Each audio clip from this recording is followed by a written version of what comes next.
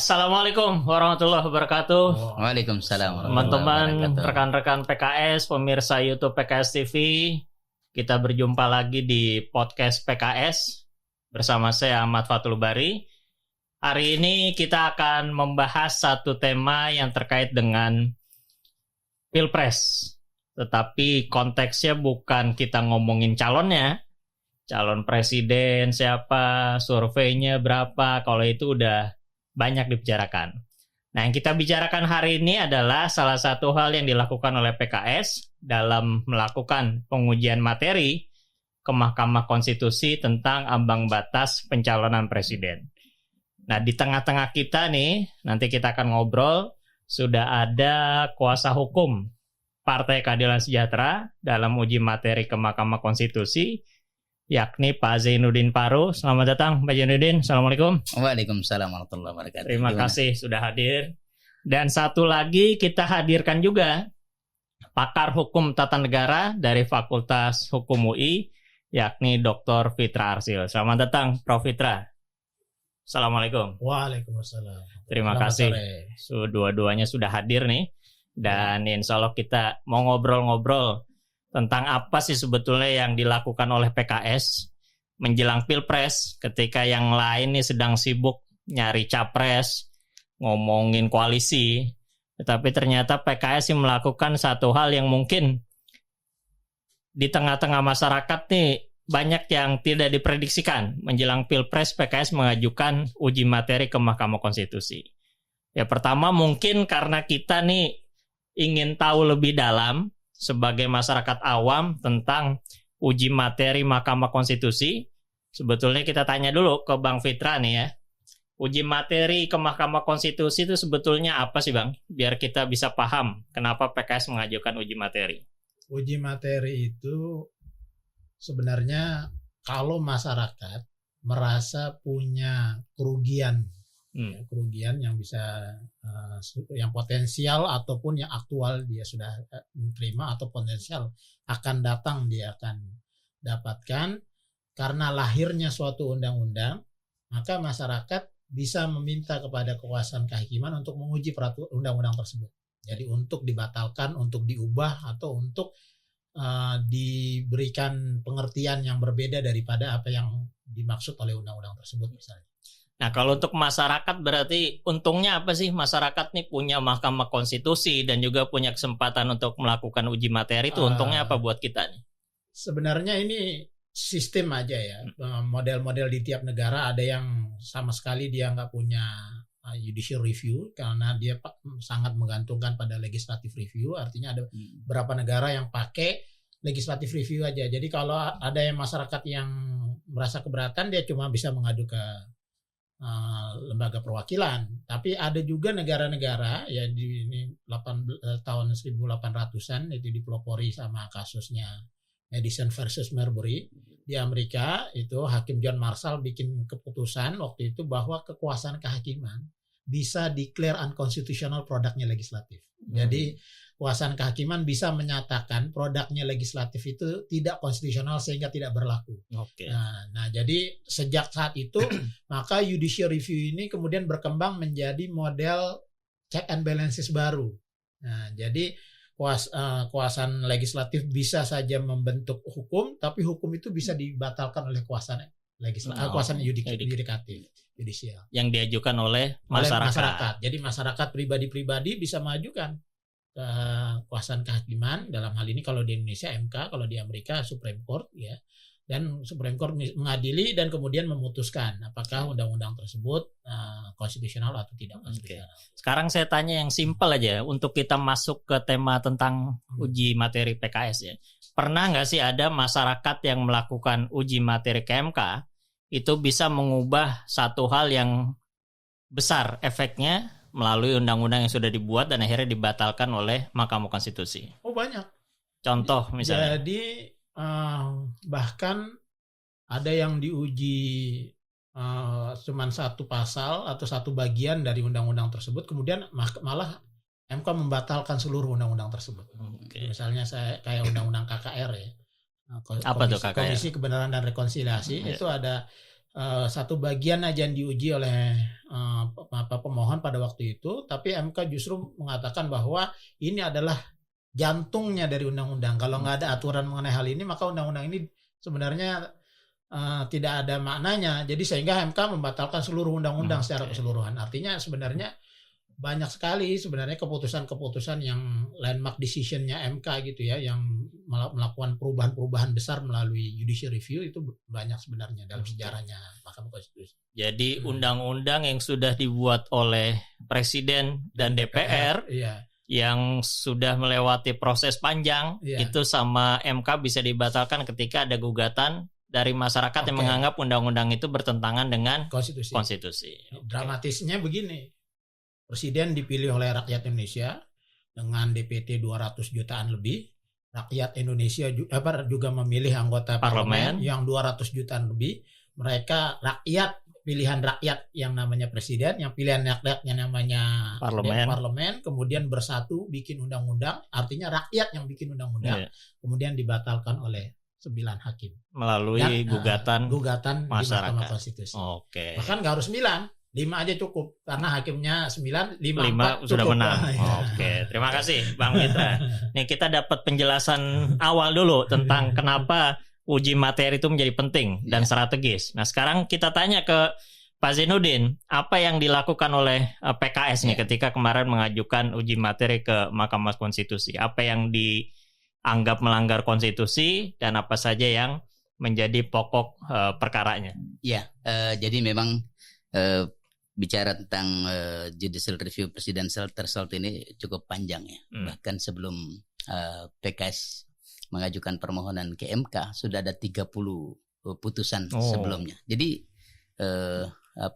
cukup panjang, dan ini menggambarkan animo publik masyarakat kita dalam kaitan dengan partisipasi demokrasi, terkait dengan bagaimana mereka kemudian mendapatkan pemimpin republik, orang nomor 1 di Indonesia ini dengan dengan berbagai latar belakang dan pertimbangan yang memberikan keyakinan kepada mereka bahwa pemimpin yang dihadirkan oleh partai politik itu bisa membawahi dan bisa memberikan contoh teladan dan menyelamatkan bangsa. Nah, oleh karena itu maka di antara pertimbangan kenapa PKS mengajukan permohonan judicial review ke MK itu paling tidak ada 3 hal. Yang pertama, ada tanggung jawab sejarah. Nah, ini dia bercampur nih antara masalah legal dan politik, masalah hukum ketatanegaraan dan politik. Ya, apa yang dimaksud dengan tanggung jawab sejarah di situ adalah dalam 1 dekade 2 pemilu terakhir sejak pemilu 2014 dan 2019 yang muncul sebagai kontestasi capres dan cawapres itu hanya ada 2 pasangan calon, dan 2 pasangan calon ini mereka bertarung dalam kondisi masyarakat yang tidak siap untuk berdebat dalam narasi yang membangun untuk bangsa, tapi debatnya cenderung negatif gitu. Jadi hadirnya dua pasangan capres dan cawapres, sekaligus hadirnya juga 2 kelompok masyarakat yang saling berhadap-hadapan. Dan itu tidak selesai sampai dengan hari ini. Bahkan kita kemudian seperti berada dalam dunia yang dalam, kalau boleh dikatakan sebagai tidak cukup dalam keadaban yang baik gitu, memunculkan sebutan-sebutan yang tidak layak. Misalnya ada kelompok cebong, ada kelompok kampret. Nah, ini berbahaya gitu.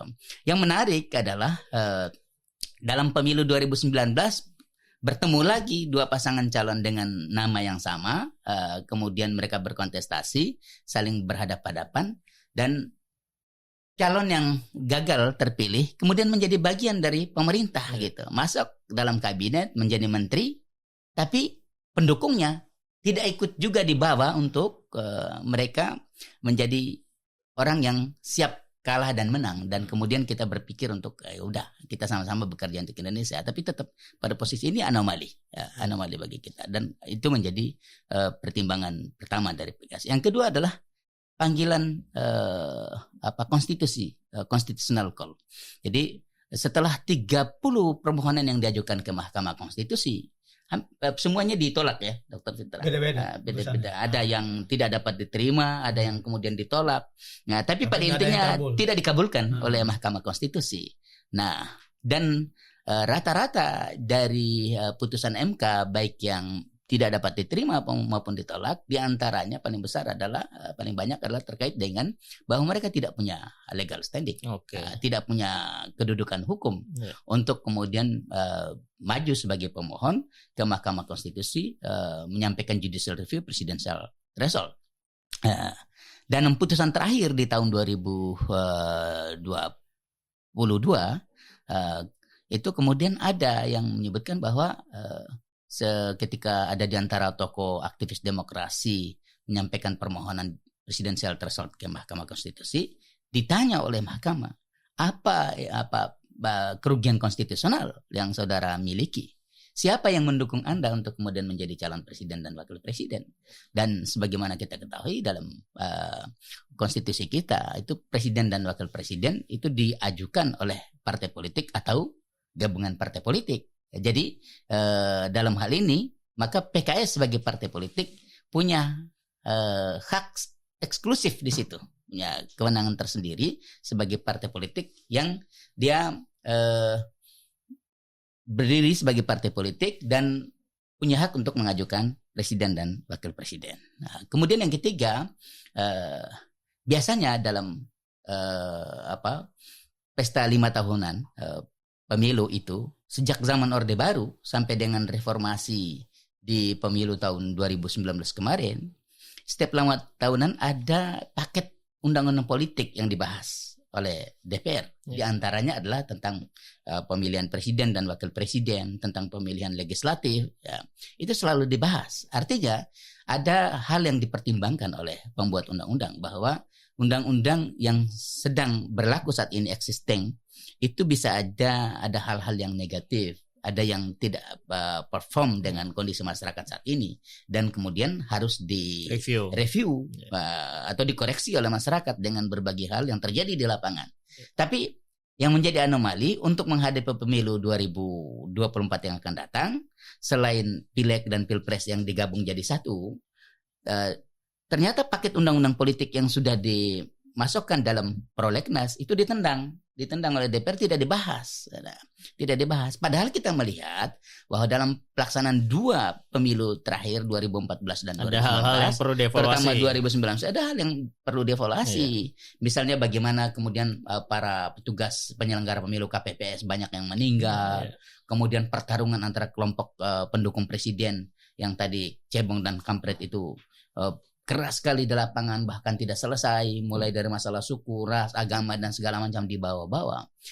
Padahal yang kita inginkan adalah ketika presiden itu terpilih, dia menjadi bapak bangsa. Dia menjadi pemersatu, presiden bagi semua, baik yang pendukungnya maupun yang tidak mendukungnya. Begitu dia dilantik, saya bersumpah untuk menjadi presiden Republik Indonesia, menjalankan konstitusi, Undang-Undang Dasar 1945, dan peraturan lainnya, dengan seluruh-seluruhnya dan seadil-adilnya. Nah, artinya dia menjalankan semua itu kepada semua kelompok masyarakat. Tapi faktanya sekarang tidak seperti itu. Kemudian yang ketiga adalah kenapa PKS kemudian mengajukan ini ke Mahkamah Konstitusi. Nah, kita kemudian menimbang bahwa di tengah kebuntuan yang terjadi, tidak ada yang bisa merubah undang-undang ini. DPR sudah lepas tangan, keluar rancangan Pileg dan Pilpres dari prolegnas. Berarti untuk menghadapi pemilu 2024 sudah pasti tidak ada perubahan undang-undang. Dan satu-satunya yang bisa peluang itu perubahan, hanya partai politik. Karena tokoh yang sudah maju ditolak semua, dianggap tidak punya legal standing, maka PKS terpanggil yang tadi saya sebutkan sebagai constitutional call itu.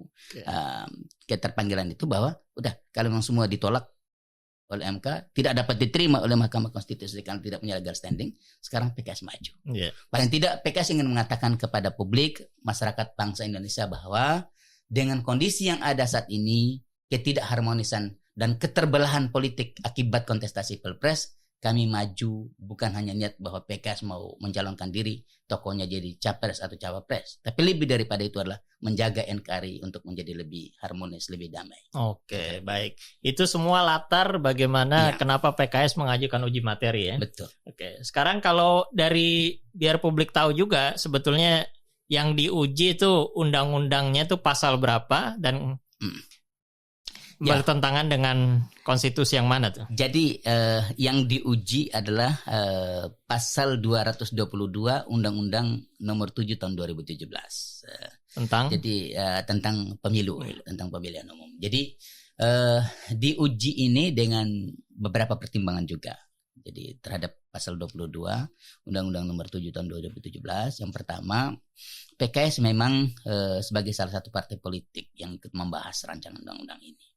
Ini juga ada dalam pertimbangan Mahkamah Konstitusi di beberapa putusan yang mengatakan bahwa ya partai politik kalau sudah ada ikut pembahasan di sana sudah ada kesempatan yang sama dengan partai-partai yang lain untuk kemudian membahas, ada kesempatan yang luas di situ.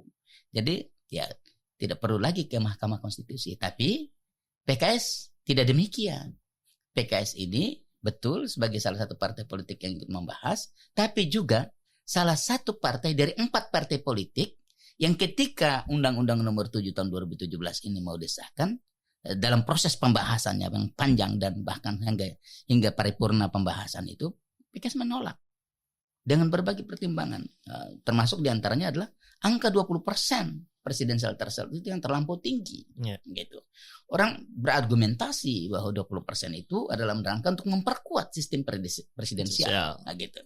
Tapi di sisi lain, bagaimana partisipasi demokrasi masyarakat yang seolah-olah ditutup. Gitu.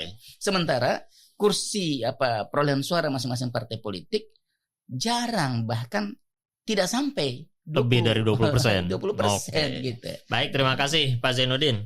Kita balik ke Bang Dr. Fitra nih. Tadi mendengar paparan dari kuasa hukum PKS ya tentang berbagai latar belakang dan juga pengalaman kita dalam melihat keputusan-keputusan Mahkamah Konstitusi. Sebetulnya apa yang disampaikan baik latarnya lalu undang-undang yang diuji itu sebetulnya masuk akal nggak sih untuk diajukan oleh PKS gitu? Walaupun kalau uji materi mah nggak masuk akal pun juga kan bebas saja. Tergantung hakim MK-nya nanti menimbangnya gimana kan. Tapi buat dalam konteks yang tadi disampaikan oleh Pak Zainuddin kira-kira masuk akal dan relevan nggak dengan kondisi saat ini dalam konteks hukum tentunya kalau Dr. Fitra ya? Saya melihat begini ya. Ini tadi disampaikan oleh Pak Zainuddin. Udah lebih sebenarnya dari 30 permohonan diputus oleh Mahkamah Konstitusi mengenai presidensial threshold ini. Dari dulu Undang-Undang 42 2008 ada juga tentang hal ini, terus kemudian Undang-Undang 7 2017 tapi dengan materi yang sama diuji berkali-kali nggak ada yang kabul. Tapi sebenarnya gagal semua tuh ya, ditolak. Bisa ditolak, bisa tidak dapat diterima. Nanti ada bedanya tuh. Nah itu sebenarnya. Ya gimana? Kita jelasin dulu nih biar yang jomblo-jomblo tahu juga bedanya ditolak sama nggak diterima. Nyambung juga ini kan. Jadi gini, kalau di MK itu putusan tuh 3. Bisa dikabulkan, bisa ditolak, bisa tidak dapat diterima. Nah, kalau dikabulkan artinya permohonannya pemohon dikabulkan dia sama MK. Jadi sesuai dengan permohonannya pemohon dikabulkan, bisa semuanya, bisa sebagian, oke dikabulkan. Atau ditolak. Kalau ditolak udah setelah diterangkan permohonannya apa, ternyata dia harus ditolak sama Mahkamah Konstitusi. Nah, kalau tidak dapat diterima, ini soal formal. Legal formal. Misalnya apakah pemohon punya kedudukan hukum apa enggak, punya legal standing apa enggak. Jadi pemohonnya layak enggak dia mengajukan permohonan, atau mahkamah punya kewenangan nggak mengadili ini. Jadi mahkamah bilang, ini bukan ke saya harusnya, ke pengadilan negeri. Menarik juga ya. Jadi uji materi MK nih bisa nyambung ke perjodohan juga. Bisa. Ya. Jadi ternyata Nggak dia dikabulkan sama mertuanya. Tidak dapat diterima, Calon ternyata mertua. dia bukan laki-laki. Tulen. Tidak, Anda nggak punya legal standing. Mengajukan ke anak saya. Oh, gitu, berarti misalnya. logikanya nyambung Iya, juga iya, buat iya, masyarakat. iya. Oke, Misalnya kayak lanjut gitu. tadi Bang Dokter. Jadi, permohonan yang masuk ke Mahkamah Konstitusi kemudian diputuskan, ini menariknya. Jadi kalau tidak dapat diterima tadi itu ibarat orang datang lamar tapi pintunya langsung ditutup. Iya. Enggak. Atau tidak nggak perlu didengar. Nggak perlu didengar, jadi ditutup Nggak gitu. perlu dengar kenapa enggak. Kali ditolak pintunya dibuka. Jadi duduk begitu dengar beberapa iya. nggak layak gitu. atau nggak punya kedudukan tadi, Iya, mungkin belum kedudukan. kerja kan, Belum. bukan Iya, bukan Iya, PNS. ternyata dia belum balik. Atau masih kecil. Kalau jangan gitu. Oke, oke. Iya. Lanjut. Iya. Selingan. Sekolah aja dulu. Iya. Biar kita ngomongin hukum nggak bosan-bosan amat juga kan. Iya. Nah, jadi menariknya khusus soal presidensial threshold ini, pada umumnya putusan Mahkamah Konstitusi itu adalah tidak dapat diterima. Oh. Jadi tidak dapat, bukannya Bukannya udah ditolak. ngelamar datang bukan mengajukan tahu-tahu ditolak. enggak. Dia ternyata pertama persoalannya adalah persoalan legal standing, soal kedudukan hukum. Jadi pemohonnya dianggap nggak layak melakukan permohonan itu. Yang kedua, MK menganggap bahwa itu open legal policy. Open legal policy apalagi tuh? Nah, Open legal policy itu kalau teorinya dia termasuk ke political question doctrine namanya. Dia itu aduh udah satu ngomong open legal policy ditambah lagi ngomong istilah lain Iya, susah nih. Jadi dia itu positioningnya MK mengatakan bahwa ini sih bukan kewenangan saya. Ini biarin Pembuat DPR undang-undang dan presiden pembentuk undang-undang yang ngambil keputusan mengenai hal ini. Terserah mereka. Iya. Nah, itu nanti kita perlu lihat nih, permohonan PKS bisa mengatasi hal ini apa enggak. Iya. Nah, Oke, sekarang kita cek dulu iya, ke cek PKS dulu. nih, kuasa hukum iya. dan nih. Jadi kalau tadi misalnya ngomongin tentang, kalau kita ngomongin tadi tentang lamar-lamaran ya misalnya kan. Jadi dikabulkan, tidak dikabulkan, ditolak atau tidak dapat terima. Nah, yang simpel dulu tadi kan, yang banyak justru yang tidak dapat diterima. Iya. Nah, dalam konteks tidak dapat diterima, gimana PKS meyakinkan Mahkamah Konstitusi itu? Jadi yang selalu menjadi argumen Mahkamah Konstitusi ketika mereka tidak dapat menerima dan atau menolak permohonan judicial review ke Mahkamah Konstitusi atau permohonan apapun yang lain, itu diantaranya adalah terkait dengan legal standing. Dalam kaitan dengan presidential threshold, kita kemudian melihat bahwa presidential threshold tadi juga disampaikan oleh Dr. Fitra bahwa selalu di Mahkamah Konstitusi selalu mengatakan bahwa ini menjadi kewenangan dari pembentuk undang-undang, dalam hal ini DPR. Jadi kalau misalnya kalau Undang-Undang Nomor 7 tahun 2017 ini tentang pemilu dan di dalamnya presidential threshold ada 20%, kalau tidak itu ya udah bahas lagi di DPR. Tapi kan kita sudah tahu bagaimana bahas di DPR. Dinamikanya. Bukan dinamika lagi. Sudah selesai. Ada dalam prolegnas. Tidak ada pembahasan. Ditendang, kemudian di close. Yang sekarang berpikir adalah bagaimana untuk kontestasi di 2024. Bahkan kita sudah punya schedule untuk pileg dan pilpres, gitu. Berarti tidak ada lagi pembahasan itu. Nah, kita hanya melihat bahwa hanya tinggal satu jalan untuk bisa melalui Mahkamah Konstitusi. Oke. Terus yang kedua tadi tentang open legal policy. Nah, kami melihat open legal policy itu akhirnya kita merasionalkan bahwa presidential threshold itu adalah open legal policy. Artinya angka 20% itu open legal policy ya. Kita ngikutin apa yang logika Mahkamah Konstitusi. Karena selama ini teman-teman yang maju ke MK sebelum kita menolak PT 20%, kemudian menolak juga tentang open legal policy. Tapi kalau MK sudah bilang itu open legal policy, kewenangannya ada di DPR maupun presiden, bagaimana PKS meyakinkan untuk menurunkan angka 20%? Betul. Nah, kita bilang bahwa oke, kami setuju presidential threshold itu ada karena itu given dari sistem presidensial ketatanegaraan kita. Tapi jangan 20%, terlampau tinggi.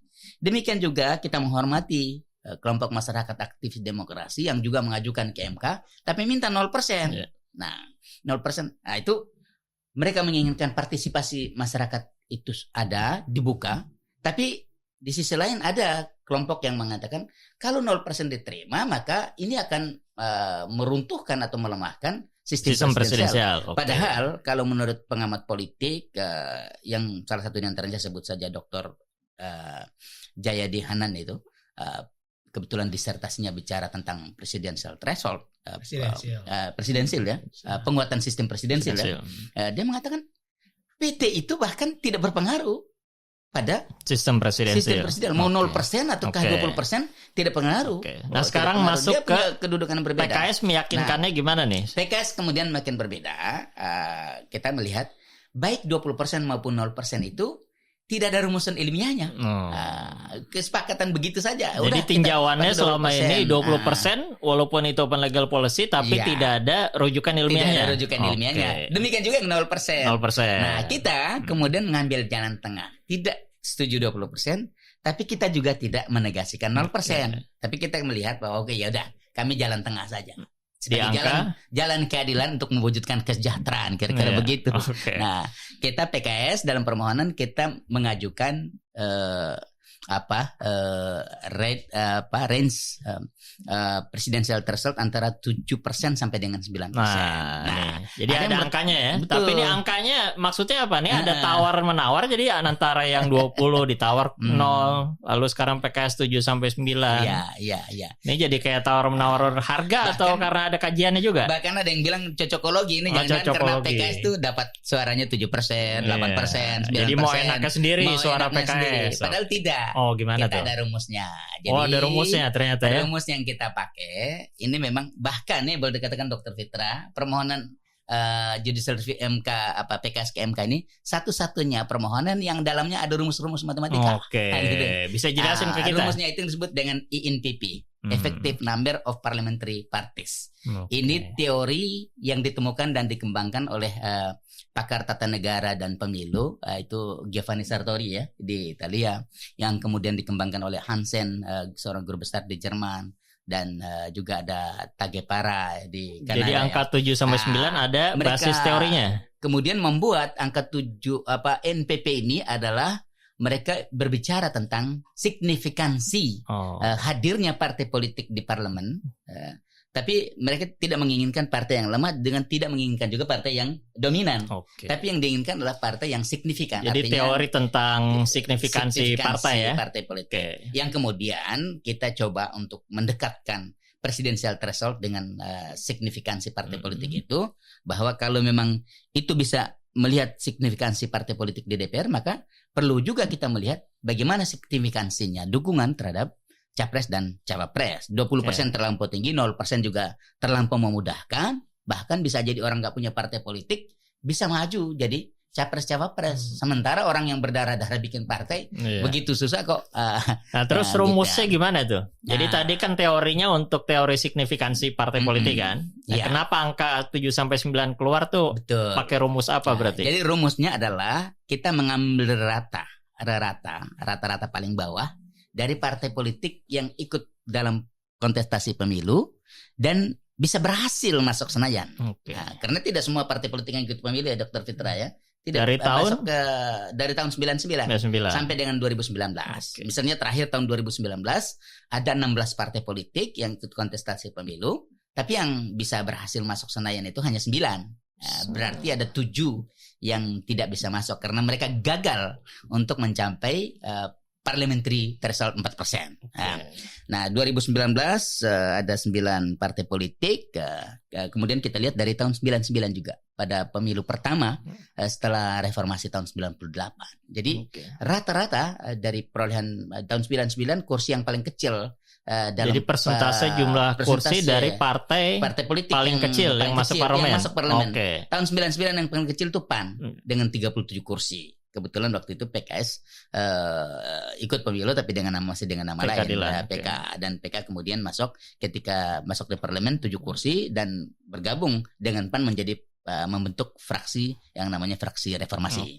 Nah, demikian juga tahun 2000 dan seterusnya sampai 2019 kemarin ya. Rata itu didapat angka antara akhirnya 7% 7 sampai dengan 9%. 9%. Oke. Rumus itulah yang kemudian kita coba sandingkan dan kita ajukan ke Mahkamah Konstitusi untuk dipertimbangkan. Bahkan kita juga sudah mempersiapkan ahlinya gitu. Oke. Ahlinya kita berdoa mudah-mudahan sidang ini berlanjut, MK bisa memeriksa pokok permohonan PKS. Oke. Kita akan dengar bagaimana ahli tentang NPMW ini berbicara Oke. dalam kaitan dengan signifikansi partai politik di parlemen dan presidensial. Baik, makasih Gitu. Pak JP. Ini sudah sangat lengkap nih, Dr. Fitra. Jadi analisisnya PKS, baik latar belakangnya, legal standingnya, alasan tentang open legal policy-nya bahkan pakai rumus. Jadi ini uji materi hukum, tapi pakai rumus mungkin kayak rumus fisika, jangan-jangan kan? Kayak rumus matematika.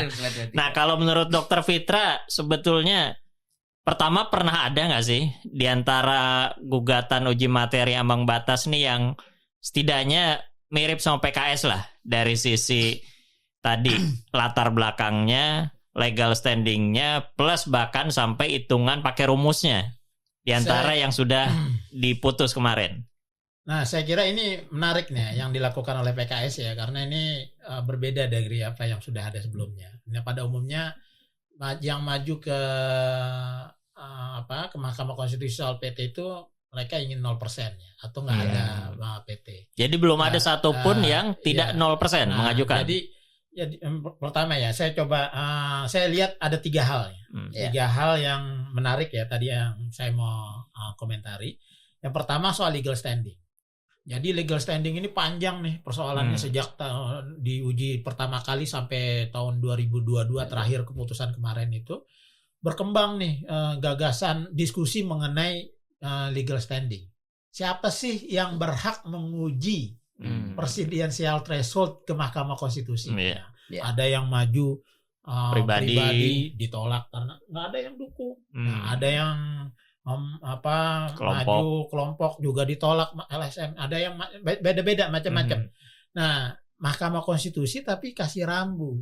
Nah, ini yang digunakan oleh PKS saya lihat ya. Jadi rambu-rambu yang digunakan oleh Mahkamah Konstitusi yang kemudian PKS gunakan rambu-rambu yang dibuat oleh Mahkamah Konstitusi sendiri. Misalnya, jadi Mahkamah Konstitusi sebut bahwa yang punya legal standing ini adalah partai politik. Oh, itu sudah disebut tuh sudah oleh sebut, Mahkamah Konstitusi ya. Konstitusi. Di antara seluruh gugatan yang ada. Iya, dalam putusan yang sebelumnya. Baik. Nah, tapi itu udah masuk satu tuh PKS tuh. Tapi ini menariknya, tapi di sisi lain Mahkamah Konstitusi juga secara umum menyebutkan bahwa partai politik itu tidak punya legal standing kalau maju ke Mahkamah Konstitusi. Karena partai politik pernah membahasnya di punya DPR, kesempatan membahasnya di DPR, partai politik yang punya kursi di parlemen parlemen. dia pernah kesempatan dapat kesempatan yang luas membahas. Tapi kenapa maju lagi kalau udah kalah di sana? Kenapa lu maju lagi ke sini? Lu tarungnya udah di parlemen ya, bikin undang-undang. Itu secara umum begitu. Jadi kedudukan hukum mahkamah ternyata membedakan dua ini. Jadi ada dua hal yang kita berbeda teliti, nih dalam konteks betul, ini ya. Kita teliti semua putusan Mahkamah Konstitusi terkait partai politik mengajukan judicial review ke Mahkamah Konstitusi. Mahkamah membagi. Ada kedudukan hukum umum, ada kedudukan hukum khusus. Jadi ada umum, ada yang amah, ada yang khusus. Kalau bahasa PKS gitu. Karena saya ada saya harus ngomongin sesuai dengan. Nah, berarti kalau dalam konteks uji ambang batas presiden ini yang khusus nih. Nah, yang umum secara umum nggak boleh sama MK. Pokoknya kalau MK bertarung aja di sana, kalau kalah jangan datang ke sini. Kalau kayak PKS udah kalah di uji review undang-undang parlemen, maju ke sini. Jangan, nggak mau MK nggak mau kalau gitu. Nah, ternyata mahkamah juga pernah bikin putusan. Secara umum memang dia sebut begitu dalam beberapa putusan. Tapi mahkamah juga pernah bikin putusan bahwa ada yang disebut sebagai kedudukan hukum khusus. Jadi kedudukan hukum pemohon itu yang secara khusus terkait dengan hak eksklusif. Nah, jadi mahkamah menyebut sendiri hak eksklusif. Apa itu? Kalau ternyata materi yang diujikan itu atau pasal yang diujikan tersebut itu disebut dalam Undang-Undang Dasar siapa pihak yang mungkin mengalami kerugian. Jadi Undang-Undang Dasar menyebutnya secara langsung. Berarti dalam hal ini partai politik bagian yang jadi dia punya hak eksklusif. Jadi misalnya ada kasus MD3, Undang-Undang MD3 dulu pemohonnya waktu itu kalau nggak salah Bambang Susatyo, beberapa orang anggota DPR. Tahun 2010 atau 2011 ya? Lupa saya tahunnya ya. Jadi Bambang Susatyo CS ini kan anggota DPR. Mahkamah juga bikinnya sebenarnya dalam putusannya gitu, partai politik dan atau anggota partai politik yang pernah ikut pembahasan gitu ya, yang telah mendapat kesempatan luas nggak boleh dia maju lagi ke Mahkamah Konstitusi. Nah, ternyata waktu itu putusan legal standingnya diterima. Nah, kenapa? Mahkamah bilang karena yang diuji adalah Undang-Undang MD3. Nah, kalau Undang-Undang MD3 yang punya kerugian adalah anggota DPR, bukan rakyat. Dan itu Undang-Undang MD3 ya, Undang-Undang tentang MPR, DPR, DPD dan DPRD. Jadi mengatur soal DPR di situ. Jadi yang punya kerugian yang anggota DPR, maka dia punya hak eksklusif mengajukan. Dan dalam konteks ini, PKS bisa masuk dalam kategori ini. Khusus. Iya, jadi khusus mengenai presidensial threshold. Kalau kita lihat di Undang-Undang Dasar, siapa yang punya kerugian? Yang berhak mengajukan siapa? Presiden. Partai politik atau gabungan partai politik. Jadi dalam hal legal standing saya kira ini cukup relevan relevan PKS. Yang kedua nih soal open legal policy. Nah, plus rumus-rumus tadi itu. Sebelum belum masuk rumus ya. Rumus itu soal materinya. Jadi kita belajar hitung-hitungannya dulu, baru belajar rumusnya belakangan. Ini open legal policy. Open legal policy kan Mahkamah bilang ini soal presidential threshold dan angka presidential threshold itu adalah biarin aja DPR yang DPR sama presiden yang mutusin.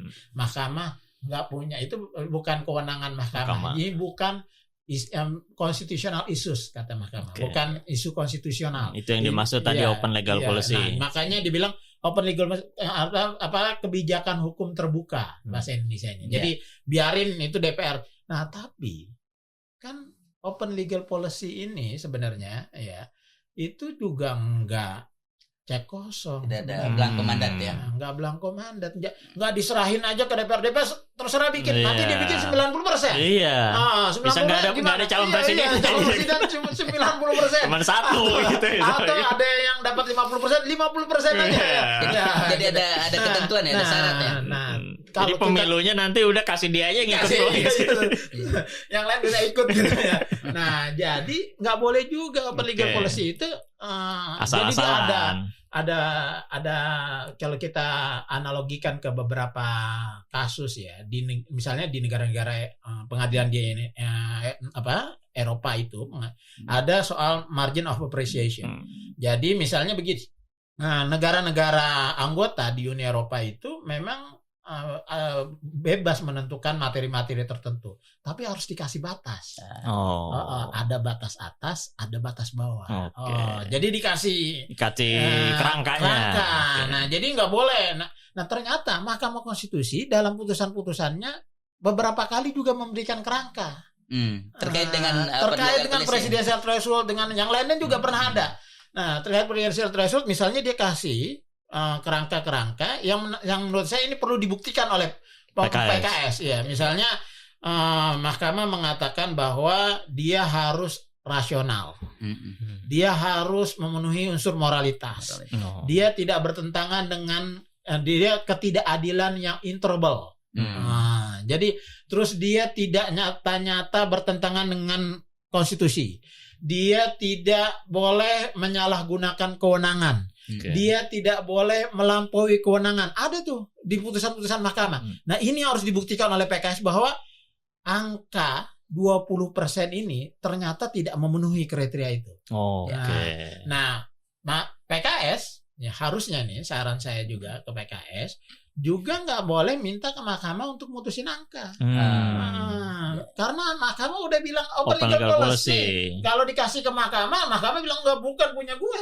Nah, PKS mintanya bagusnya minta range, atau minta kriteria yang konkret. Jadi yang sudah benar ya kita minta setuju sampai 9%. Misalnya 7 sampai 9%. Sekarang yang diajukan PKS benar nggak? Ya itu menurut saya itu bagusnya begitu. Range atau angka dianggapnya? Range harus range. Kalau karena angka itu kewenangannya DPR, bukan Presiden. Open legal policy. Tapi kalau konteks ini angka range-nya udah dalam angka yang terbatas, tapi gimana tuh? Iya, justru itu.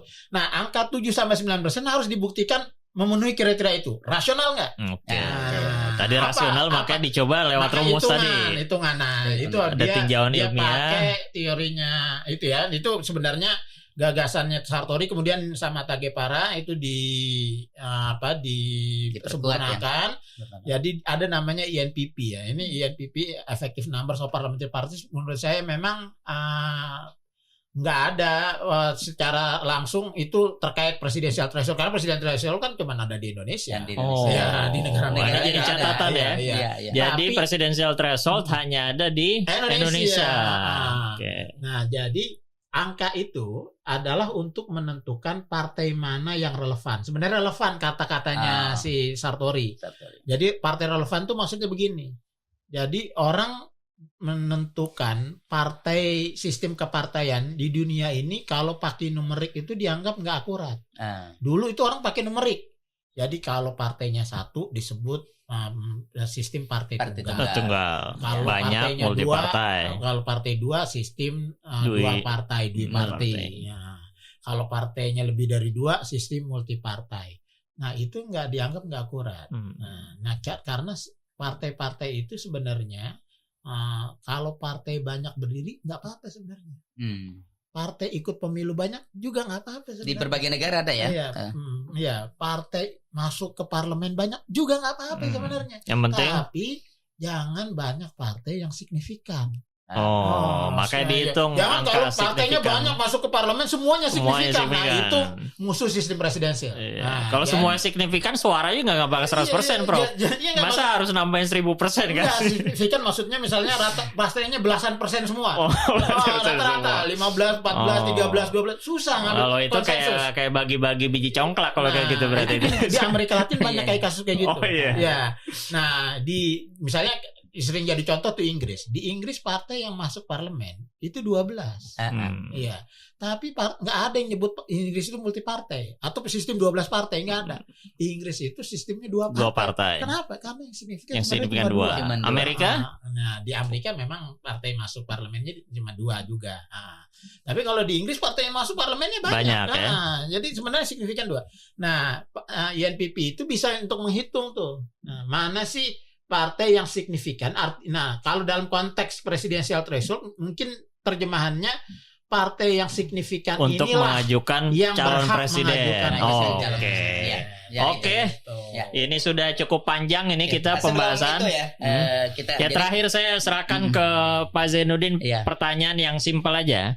Ini PKS pertama yakin menang atau enggak di uji materi ini. Yang kedua, kalau nanti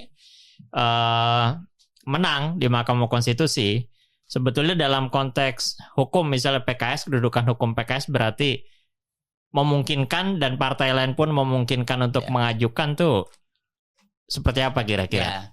Kalau pertanyaan itu sebagai profesional lawyer saya harus mengatakan insya Allah menang gitu. Harus yakin karena kita sudah maju gitu. Kalau udah ada tanda tangan surat kuasa pasti menang dia. Masa lawyer udah tanda tangan nggak yakin menang. Terus yang kedua, inilah arti penting dari kita maju ke Mahkamah Konstitusi, kita udah membuka ruang bagi semua pihak gitu. Semua kalangan, semua jadi kelompok. Uji materi PKS kalau kita menang, kemenangan itu bukan untuk PKS tapi untuk masyarakat Indonesia. Nah, makanya dalam permohonan ini juga bukan hanya PKS sebagai partai saja yang maju sebagai pemohon, tapi Ketua Majelis Syuro Dr. Salim sebagai pribadi orang perseorangan warga negara Indonesia maju sebagai pemohon 2. Karena dianggap dirugikan. Karena hak konstitusional dirugikan untuk maju sebagai capres dan capres. Kenapa? Pada pemilu 2019 beliau adalah salah satu dari 9 nama baca pres PKS hasil musyawarah Majelis Syuro di tahun 2018. Jadi beliau salah satu dari 9 nama yang diusulkan untuk menjadi capres dan capres. Tapi kemudian itu tidak bisa diteruskan karena ya terbatas oleh ambang batas calon presiden. Itu. Jadi kita mengajukan PKS sebagai partai politik di satu sisi sebagai pemohon satu, dan Dr. Salim sebagai orang perseorangan warga negara Indonesia sebagai pemohon dua untuk maju. Jadi kita punya dua pilar yang kemudian bisa memberikan keyakinan kepada hakim mahkamah untuk kemudian inilah kesempatan yang terbaik bagi hakim mahkamah dalam kaitan dengan tanggung jawab sejarah. 9 hakim mahkamah itu adalah negarawan, dan mereka tidak boleh membiarkan keterbelahan kampret dan cebong itu bertaruh terus tidak berakhir, dan karenanya negara itu percaya kepada Mahkamah Konstitusi dengan 9 hakim itu. Terima kasih Pak Jainuddin. Prof. Fitra, terakhir, ini kalau ngelihat uji materi PKS, saya nanya simpel aja, kalau PKS nih kira-kira kalah misalnya, apa yang bisa dibaca dalam konteks hukum kita dalam konteks Pilpres? Yang kedua, kalau PKS menang, nah sebetulnya nih apa yang akan terjadi dalam tata negara kita nih kalau memang presidensial threshold itu bukan 20%, lalu tadi dimintanya range 7-9. Nah, dalam konteks hukum nih kalau tata negara dan gambaran ketatanegaraan kita, kalau misalnya bisa mengajukan capres banyak, nah bisa jadi mungkin tadi kita bisa lihat perbandingan negara lain juga nih akan seperti apa dinamika politik kita. Jadi saya melihat bahwa mahkamah sebenarnya harusnya membuka seluas-luasnya untuk melakukan pembuktian apa yang diinginkan oleh PKS. Ya. Karena Karena ini permohonan juga, selain permohonan ini berbeda dari permohonan sebelumnya. Ini bahwa ada orang sudah menguji lebih dari 30 kali. Berarti memang ini ada kebuntuan. Ya, pengaturan yang ada ini di masyarakat ini nggak bisa diterima oleh masyarakat. Makanya kenapa pengajuannya tuh banyak sekali ya. Dan yang mengajukan mungkin di antara bukan sembarangan orang. Iya, partai politik, tokoh-tokoh, lembaga LSM, termasuk sekarang partai politik seperti PKS. Partai politik juga ada beberapa sebelumnya. Nah, jadi artinya ini mahkamah harus ini ada fenomena judisialisasi ya dalam politik kita. Ini ada orang-orang yang ruang partisipasinya merasa tersumbat di ruang-ruang parlemen itu pindah ke Mahkamah Konstitusi. Dia mentransfer ruang partisipasinya ke Mahkamah. Jadi ini terbukti ya. Berapa undang-undang terakhir yang lahir di masa pandemi ini, saya kira hampir seluruhnya itu begitu diketok belum dilaksanain nih. Baru diketok, belum ada yang rugi ini secara konstitusional. Sudah mereka udah mengajukan. Artinya mereka nggak puas dengan mekanisme pembahasan. Nah, berarti pengajuan PKS ini bukan sekedar untuk membuka ruang partai politik mengajukan calon, tapi bentuk gambaran ketersumbatannya saluran aspirasi masyarakat dalam pembahasan undang-undang. Nah, oleh karena itu, Mahkamah Konstitusi ini harus membuka ruangnya, mengatasi persoalan ketatanegaraan kita yang sedang buntu ini. Nah jadi istilahnya kalau di hukum Islam itu hukmul hakim yurfaul khilaf. Jadi kalau ada putusan hakim itu selesailah persoalan-persoalan ini. Khilaf-khilafnya, perdebatan-perdebatan itu naik dia ke atas, sudah hilang dia. Nah, jadi mahkamah harusnya melihat ini gitu ya, melihat ada dan apalagi juga materi yang diujikan juga nggak sama dengan sebelumnya. Jangan dibikin putusan mutatis mutandis. MK suka juga bikin putusan mutatis mutandis, artinya sama dengan sebelumnya. Oh gitu, nggak bisa. Padahal pengajuan PKS nih unik ya. Udah unik, udah beda. Terus tiba-tiba diambil keputusan begitu enggak. Jadi mahkamah jangan menghindar untuk melakukan pengujian demi membuka ruang publik untuk menyalurkan aspirasinya selain yang sudah disampaikan melalui parlemen. Udah buntu di parlemen. Yang kedua, kalau PKS menang kira-kira dalam konteks tata negara kita nih gimana nih? Karena tadi kan PKS menguji ini bukan hanya untuk dirinya, tapi untuk membuka ruang publik, menyalonkan ataupun membuat pilihan alternatif semakin banyak. Iya, saya pikir ketersediaan banyak calon itu tapi tetap harus ada batasnya. Ya, jadi kalau semuanya boleh maju itu juga problem bagi sistem presidensial kita. Jadi tetap ada batasnya. Nah, batas ini saya kira yang menarik untuk dibuktikan nih, batasnya PKS ini. Kalau kita buktikan apakah batas ini batas yang pas untuk itu. Nah, kalau semuanya maju, itu juga nanti ada problem. Kalau boleh 0%, itu menurut saya juga berpendapat bahwa itu juga ada problem. Nah, tapi kalau dihambat harus 20% itu juga ada Problem problem. juga. Nah, memang presidensial threshold ini secara umum tidak terkait langsung dengan penguatan sistem presidensial kalau gitu. Jadi memang ini nggak harus terkait dengan itu. Tapi saya kira bahwa ruang yang dibuka oleh banyaknya calon, ruang terbuka bagi aspirasi masyarakat. Saya kira ini masyarakat juga punya pilihan yang banyak terhadap calon-calon presiden. Dan nanti ini juga ruang koalisi dan oposisi menjadi lebih terbuka lebih dan dinamis. cair. Jadi ini kita punya problem di oversize coalition. Jadi saya punya tesis saya tulis di jurnal itu. Kalau presiden legislatif powernya tinggi, bercampur dengan partisan power yang tinggi, itu presiden akan stabil betul. Stabilnya itu artinya apa? Artinya pengawasan kontrolnya lemah. Jadi dan berujung pada kualitas produknya itu menjadi problem. Nah, jadi artinya, di Indonesia kebetulan presiden legislatif powernya tinggi.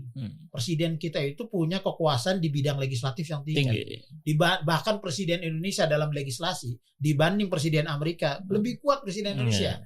Nah, ketemu dengan partisan power yang tinggi. Dengan oversize coalition. Wah, itu kontrolnya makin lemah. luar biasa kekuasaannya ya. Kontrol yang lemah itu berakibat kepada kualitas produknya menjadi tidak kritis. Tidak kritis itu pada gilirannya merugi masyarakat. Tidak ada check and balances yang berarti sana, ya. Dua hal tadi menjadi penting untuk jadi perhatian ya. Oke, baik. Terima kasih Prof. Fitra dan juga Pak Zainuddin Paru ini sudah bersama kita dalam podcast pada kesempatan hari ini. Cukup panjang pembahasan kita karena sidang MK saja panjang ya. Jadi kalau kita bahasnya sebentar-sebentar doang juga nggak sesuai dengan sidang MK jadinya. Ada 30 putusan. 30 putusan saking panjangnya.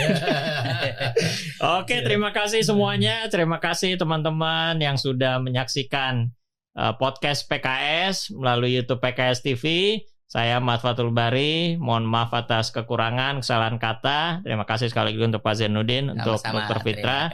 Salam untuk teman-teman semua, semoga sehat sekeluarga dan kita ketemu lagi dalam podcast-podcast selanjutnya. Terima kasih. Assalamualaikum warahmatullahi wabarakatuh. Warahmatullahi wabarakatuh. Prof, mantap.